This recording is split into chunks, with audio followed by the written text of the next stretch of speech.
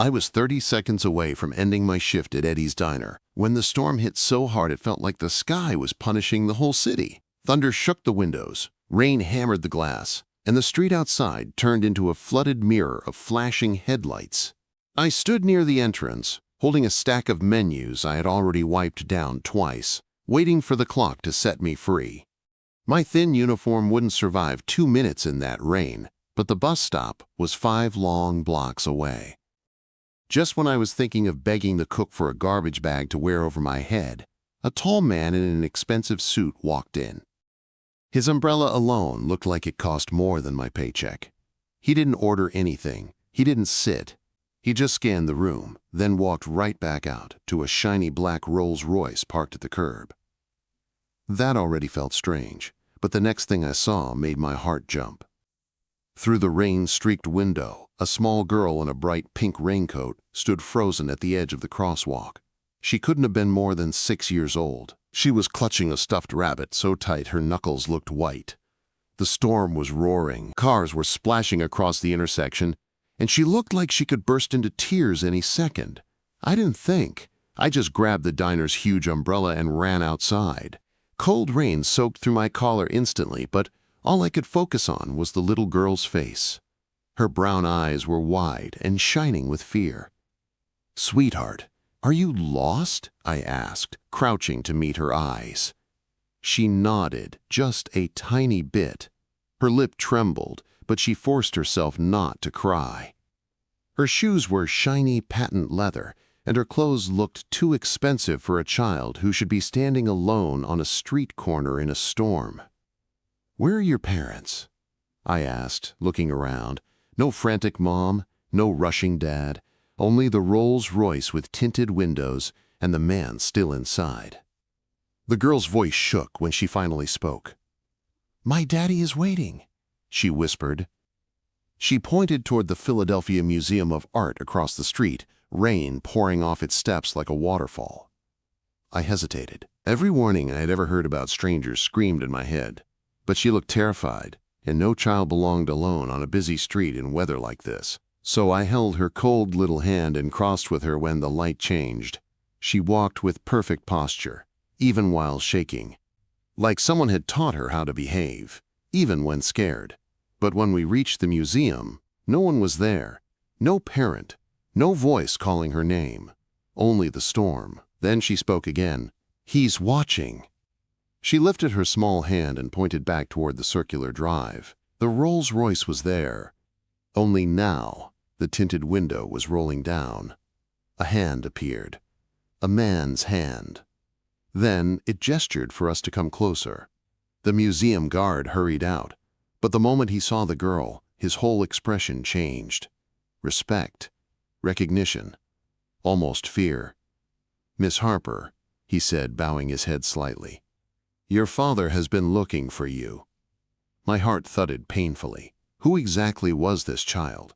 The back door of the Rolls-Royce opened with smooth silence. Inside was soft leather, dim lighting, and a scent that reminded me of expensive cologne and power. "Please join us," a deep voice said from inside.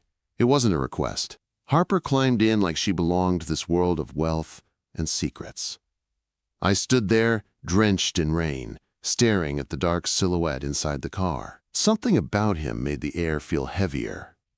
I stepped inside slowly, umbrella still dripping on the polished floor mats. "Thank you for helping my daughter," the man said. His accent was subtle but smooth, and his eyes, even in the dim light, seemed sharp enough to see straight through me. "I'm Jasmine," I managed to say. He didn't smile. He didn't offer his hand. "I am Jackson Ford."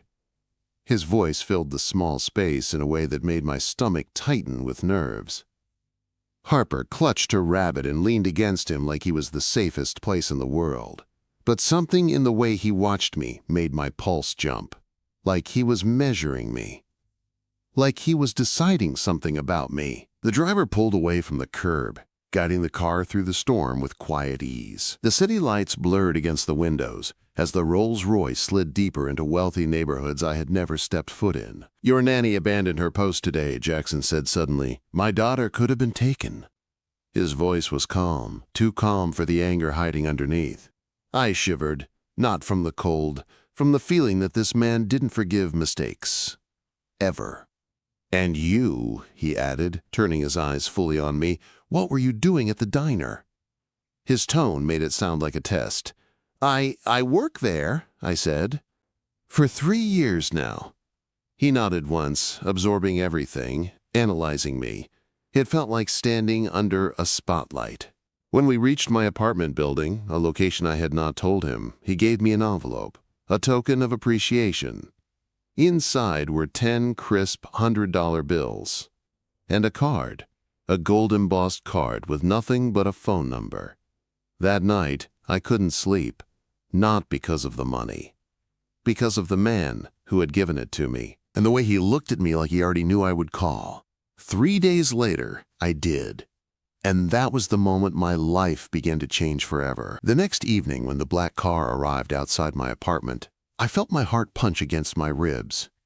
It wasn't the same Rolls-Royce as before. This one was darker, quieter, and the man driving it didn't smile. He didn't even speak.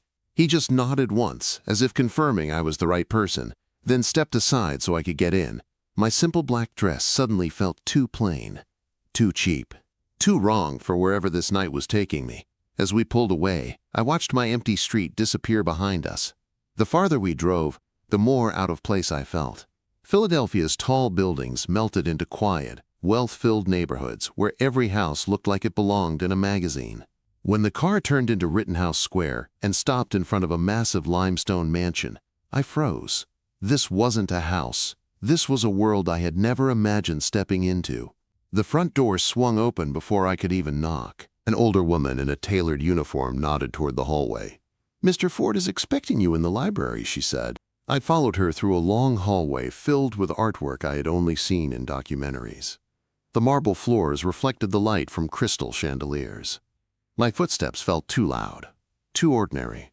Then she opened the library door. Jackson Ford was standing there. He wasn't wearing a suit this time, only a dark shirt with the sleeves pushed up. His expression was unreadable, but his eyes held something sharper than the storm the night we met. "Jasmine," he said. My name sounded different when he spoke it. Lower, warmer, almost dangerous. "Thank you for coming." "I wasn't sure what you wanted," I said, trying to keep my voice steady. "I know," he replied. "That's why you're here." Before I could ask what that meant, we heard the sound of small footsteps, followed by a burst of laughter echoing down the hallway.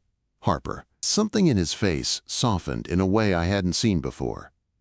"She has asked about you every day," he said quietly. "You made her feel safe." Quote. I swallowed hard. I didn't know what to say, because the truth was Harper had stayed in my thoughts too. "She's a wonderful kid," I said. "Yes," he replied. "But her life is complicated, more than you realize." He walked toward the window, hands behind his back, and spoke with a tone that felt rehearsed, yet painful. "Her mother passed away. She has had several nannies this year, none of them fit." He paused. "Harper needs stability. Someone she can trust." My chest tightened with sympathy for the little girl, but also confusion about where this conversation was going. "I want you to be her new caretaker," he said finally. The words hung between us like smoke. I'm still finishing college," I stammered. "I wasn't planning." "I'll handle your tuition," he said. "Your schedule, everything." My breath caught. I had expected gratitude. Maybe a polite thank you and goodbye. I had not expected this. "You would live here," he added. "In the East Wing. It's private, safe." Safe. The way he said it made me feel the opposite. But when I thought about Harper alone in this enormous house, with people who respected her father more than they loved her, something inside me softened. "What does Harper want?" I asked. As if summoned by her name, she ran into the library at that exact moment.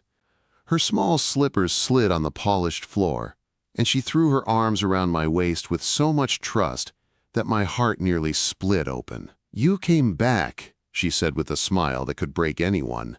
That was my answer. By breakfast the next morning, the arrangement was official. My suitcases arrived before I even finished signing the papers Jackson handed me. The guest suite he assigned me was larger than my entire apartment. I unpacked in silence, trying to understand how my life had changed in less than 24 hours. Harper was waiting at my door before I finished. "Come see my room," she said, grabbing my hand. Her room was a dream of pink walls, books, art supplies, and a canopy bed. She pulled me onto the mattress beside her and held up a worn copy of The Little Prince. "Read?" she asked. When I opened the book and began to read, she leaned her head on my shoulder. "Your voice sounds like my mom's," she whispered. My throat tightened. I brushed her hair gently and kept reading. That night became our first routine. Bath time, brushing her hair, 2 stories, lights out. For the first time in months, according to Jackson, she slept without waking from a nightmare. "You're good for her," he said from the doorway, watching me tuck her in. He looked different in that moment. Not like a powerful man surrounded by guards and expensive art, but like a father trying his best. During the next weeks, life settled into something unexpected, something peaceful. We visited museums, we baked cookies. Harper told me secrets she had never told anyone. She drew pictures of me beside her and pinned them on her wall. And when Jackson was home, he always watched us with an expression I couldn't read, like he was memorizing something he didn't want to lose. One evening, after Harper fell asleep, I stepped into the hallway and found him there, waiting. The dim light made his features look even sharper. His eyes focused on me like I was something he was afraid to touch. "Perhaps," he said softly, "you would consider making your place here more permanent." My heartbeat stuttered, because something in the way he said it felt personal. Too personal. I didn't know then how much danger was tied to this man. I didn't know the truth hidden behind the mansion walls, but soon I would. I didn't realize how quickly the mansion had become home until the day the first warning sign appeared. It was small, so small I almost brushed it off. A late-night meeting behind closed doors. A raised voice. A sharp order from Jackson that made the walls feel tighter, but the truth was building around me piece by piece, even if I didn't yet understand it. Harper was the first to show me the cracks. One night, she woke up shaking. Her face was pale, and her fingers clung to my shirt like she was afraid I might vanish. "The bad men are coming," she whispered. I tried to soothe her, but her body trembled against mine. I tucked her back into bed, but long after she fell asleep, her words wouldn't leave my head. The next morning, when I walked into the hallway, I saw men installing cameras in corners that used to be empty. Security doubled. The guards, who once nodded politely, now stood rigid, eyes scanning every shadow. Something had changed. Later that day, I walked past the study and heard Jackson's voice. It wasn't the calm, collected tone I knew. It was something harder, sharper, like steel. "The Moreno family is making their move," Martinez said. "They think you've gone soft." I stopped breathing. Soft. Because of me. I stepped back, heart racing, but before I could leave, the study door opened. Jackson stood there, his expression unreadable. He didn't say anything about what I overheard. He only looked at me for a long moment, then shut the door. That night, I sat in my room staring at the gold-embossed card he gave me months ago. It wasn't just a phone number, it was a thread to something deeper, something darker. The truth came crashing down the next morning. Philadelphia's newspaper lay on the kitchen counter, and the headline felt like a punch. "Shipping magnate Jackson Ford questioned in connection to organized crime." My knees nearly buckled. Pieces began to fall into place. The guards, the whispers, the tension in his voice, the Russians who came to the house late at night. The secret room Harper never walked near. Jackson wasn't just a wealthy man, he was a mafia boss. A dangerous one. And Harper, his 6-year-old daughter, had been living in the middle of a war. Before I could process it, Jackson appeared in the doorway. His face was calm, but his eyes told a different story. "I need you to take Harper to the lake house," he said, "tonight, after dark." "Why?" I asked, even though I already knew. "They're coming for us," he answered. For the first time since I met him, Jackson looked tired, truly tired. Like the weight of every secret he carried was finally too heavy. I won't let them touch her, he said, voice low. Even if it means losing everything else. Hours later, Martinez showed up with a black SUV. He handed me a duffel bag. When I opened it, my stomach twisted. Stacks of cash, 3 different passports with my photo, and a gun. Just in case, Martinez said. That night, with Harper tucked in the back seat clutching her stuffed rabbit, we left Philadelphia in silence. The farther we drove, the more isolated the roads became. When we reached the lake house, a fortified property disguised as a vacation cabin, I felt a cold fear settle in my bones. "Your daddy will be here soon, right?" Harper asked as we unpacked. I forced a smile. "He's doing everything he can." The next days felt like living inside someone else's nightmare. Harper tried to act brave, but her eyes kept drifting to the woods, as if expecting something to step out of the shadows. The house was lined with bulletproof glass and hidden cameras, panic rooms, heavy locks, all for a child. On the 4th day, right before sunset, everything went wrong. Trucks came down the private road. Too fast. Too many. Men jumped out with weapons drawn. "Jasmine," Harper whispered, voice shaking. "Are they the bad men?" Quote. I grabbed her hand. "We need to go now." We rushed into the panic room as Martinez taught me, sealing the door. Harper pressed her ear against my chest, her small body trembling. Through the surveillance screens, I watched the men search the house. They moved with precision. They knew what they were doing. The panic room phone rang. I jumped. Jackson's face appeared on the screen, bruised, sweaty, still fighting. "They found you faster than expected," he said. "You need to move before they breach the room. Reinforcements are coming, but you don't have time." My hands shook. "Jackson, who are these people? What did you get us into?" His eyes softened in a way that broke me. "I've been many things," he said, "but I'm asking you to be one thing right now. Strong. For her." The wall behind us clicked open. A hidden escape tunnel. The air inside was cold and damp. Harper held my hand so tight her fingers dug into my skin. "We used this tunnel before," she whispered, "when Mommy was scared." My heart fractured. We followed the narrow tunnel until it opened into the woods half a mile away. There was an old sedan parked under the trees. Jackson had left it for us, keys hidden in the wheel well. Harper's voice was quiet, but her words cut straight through me. "Mommy said the bad men don't stop until Daddy stops them."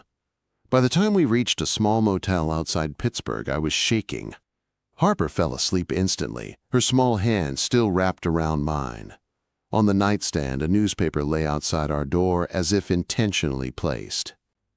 "Suspected mob boss Jackson Ford eludes federal custody." I stared at the headline until my vision blurred. "His daddy a bad man?" Harper whispered, suddenly awake. I pulled her close.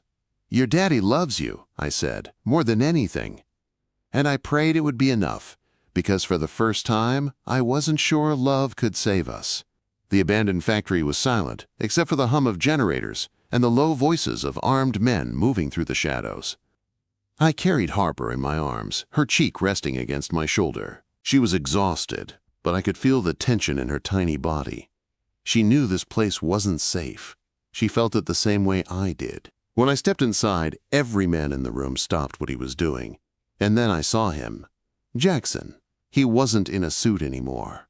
He wore tactical gear, bruised, unshaven, exhausted, but somehow still standing like a man who refused to fall. The moment his eyes met mine, something inside my chest tightened painfully. "You came," he said quietly. He reached for Harper, and I transferred her into his arms. She barely stirred before curling against him, as if she knew his heartbeat better than her own. "Not for you," I whispered. But we both knew that wasn't entirely true anymore. Jackson nodded once, accepting the truth, even in my denial. Then he handed Harper to Martinez and motioned me behind him.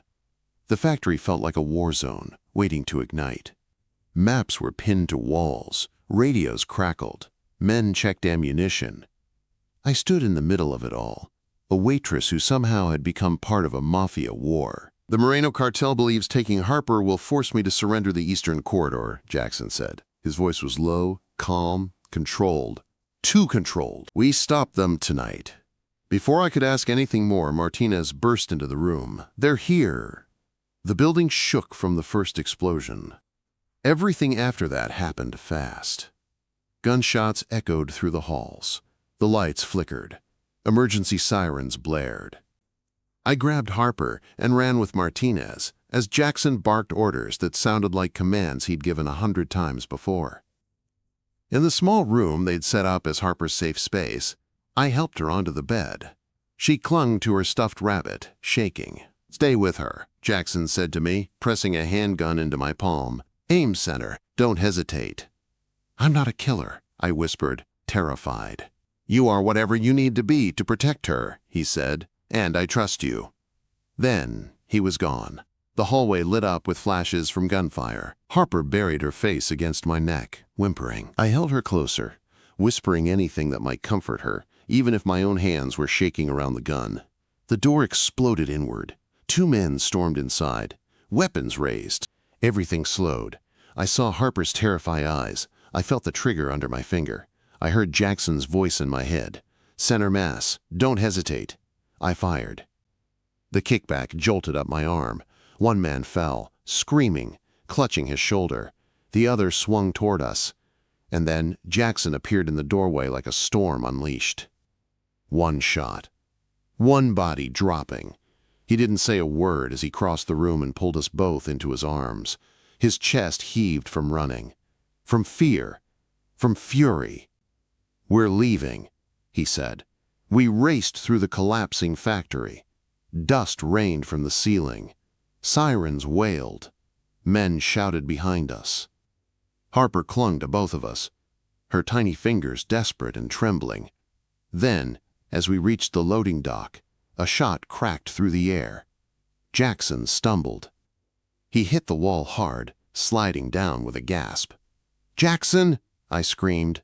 Harper cried out, reaching for him. Blood seeped through his shirt, staining the fabric dark. Martinez dragged us behind a stack of crates while his men returned fire. I knelt beside Jackson, pressing my hands against his wound, tears blurring my vision. "You should have left me," he whispered, voice fading. "I wasn't leaving you," I said fiercely. "Not then. Not now." His eyes softened, truly softened. "Good," he whispered, "because I wasn't done loving you yet." Then everything went dark. 6 months later, I sat beside Jackson's hospital bed in a quiet room in the Midwest. He had survived the surgery the doctors said he shouldn't have. He had survived witness protection. New identities, new lives, new beginnings. Harper slept across his legs, 1 hand curled on top of his blanket, as if she still needed the reassurance he was real. Jackson, now Michael Bennett, reached out and touched my wedding ring with gentle fingers. "I still can't believe you agreed," he murmured. I smiled softly. "We had to make our cover believable," I teased. "Fiancé sounded better than nanny." But we both knew the truth. Somewhere between the storm, the danger, the gunfire, and the running, we had fallen in love, for real. Witness protection gave us new names, new jobs, new lives. But what it really gave us was a chance to start over. A chance Jackson never had in his old world. A chance for Harper to grow up without fear. A chance for me to build the family I never expected. Every night after Harper fell asleep, Jackson would limp into the kitchen, make us both tea, and sit across from me at the table. "You saved her," he would say. "You saved me," I would answer. And both were true. Our past was dangerous. Our future was unknown. But our love, built from fear, courage, chaos, and one rainy afternoon, felt stronger than anything that tried to destroy it. One night, as Harper's laughter drifted down the hallway, Jackson reached for my hand. "I don't regret anything," I whispered, meeting his eyes. "Helping her cross the street was the best decision I ever made."